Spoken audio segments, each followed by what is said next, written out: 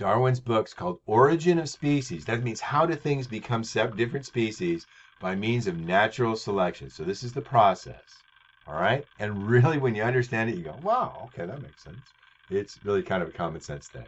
Now, in his book, he does a really good job of explaining how this process works.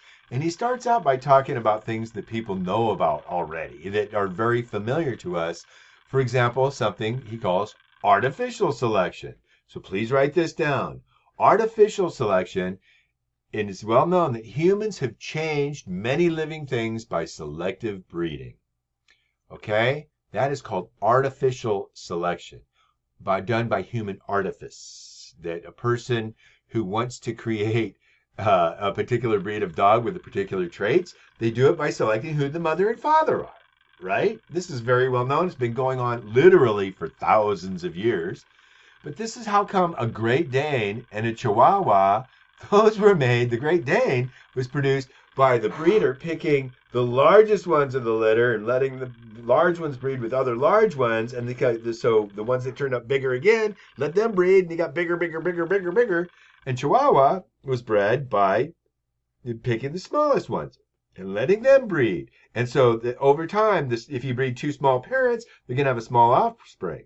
Well, if you get the smallest of those offspring and breed them with other smallest of offsprings, you could end up with even smaller offsprings, right? You have that variation in the population, and depending on who is picked to do the dog breeding, depending on which puppy it grows up and then it becomes a parent, the breeder gets to decide what traits they want, and that they can produce that breed of dog. Okay? Like for example, a breed of dog that has a particular purpose, right? Let's say the husky. Well, what do you got in a husky? Well, one thing you want a husky, what kind of fur do they have? Do they have short hair or they got long hair? That's right. They got long hair. Why do they have long hair? Because they have been bred to be able to live in the snow, right? And so they got that long hair. Really, yeah. Okay, another thing about huskies, they got like a big lungs to be able to work really hard. And what about the tail of a husky? What's the deal with the tail of a husky? What does it do? Does it stick straight out? No, it curls back. Well, here's why you have the tail curl back in a husky.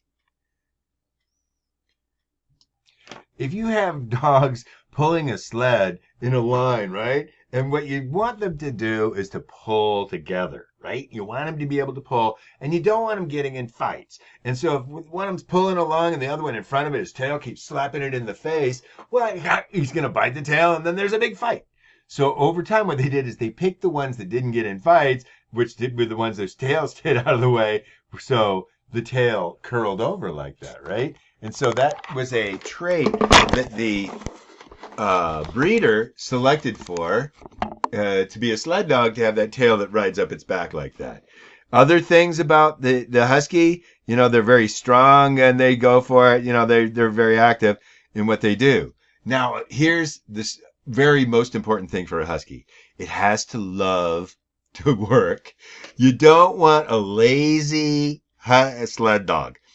Because, if you have the sled dogs in a line, the one that's pulling really hard, well, maybe one goes, man, I'm tired of pulling this stupid sled. I just want to lay back and let the other guys pull. Well, that's the one you're not going to breed. What you want to do is you want to breed one that loves to pull. Oh, yeah, man, tie me to that sled. I'm going to yank on it, and that just makes my day. Okay, so there's the husky, right? It's hardworking, eager to work. It's got long, fluffy fur, tail curled back. Do you know what a Pomeranian is? Well, in the area around Germany called Pomerania, somebody decided, I'm going to make a cute a toy version of a husky. And so what they did is they picked the smallest ones and they bred them together in smallest ones, and they ended up producing the Pomeranian.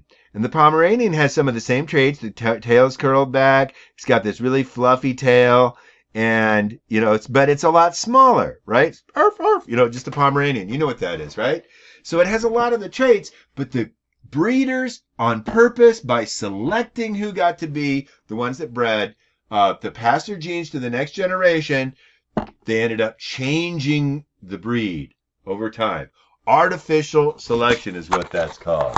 So with artificial selection, let me tell you something else about a Pomeranian. I've had a couple of Pomeranians, and they not only, are cute and cuddly, and you hold them, oh, they're cute little dogs. They got spirit. My Pomeranian Joe was his name. I'd play fetch with him, and I'd throw the ball, and he'd run and go get it, and he'd bring it back. And I'd throw it again, and it would bounce, and he would do a flip in the air, catching the ball, and he'd bring it back. You wouldn't realize Pomeranians are great athletes. They got the spirit, the working spirit, like a husky does. And so we do it and over, and those little legs just pumping, and after a while, I could see he's just teetering on the way back, going, I'm exhausted. And he'd drop it. Please throw it again. And I'm like, no, you're tired, you're exhausted. He goes, please throw it again. He wanted nothing more than to keep on going because he had that husky spirit, right? So he was bred down to be this little bitty dog by the breeders who chose the trait, selected the trait, which is the size. Now, it's not just dog breeds that they would do that with, okay? Human beings, by choosing what seeds to plant, has been able to change plants also. You know what corn is, right? Corn, these big, giant, juicy yellow kernels and stuff. Well, you probably know Indian corn. This is a New World plant, right? When the pilgrims came to the New World, this did not exist. These big yellow ears of corn, those were created by farmers picking the traits they want. The biggest, juiciest, yellowiest ones are the plants that they would seed the next year. And they would pollinate, to get the traits that they want. And they changed the breed from this into this. But what's not widely known is this is what the corn originally looked like. The wild native plant. And the Native Americans turned it into this. And then, after 1492, now we have this, okay? So life changing over time, duh, people can do it. People make life change over time by choosing what traits get passed to the next generation, by selecting who gets bred. The ones that have the biggest, juiciest, yellowest get planted for the next year. You do that over and over, generation after generation, you change the species.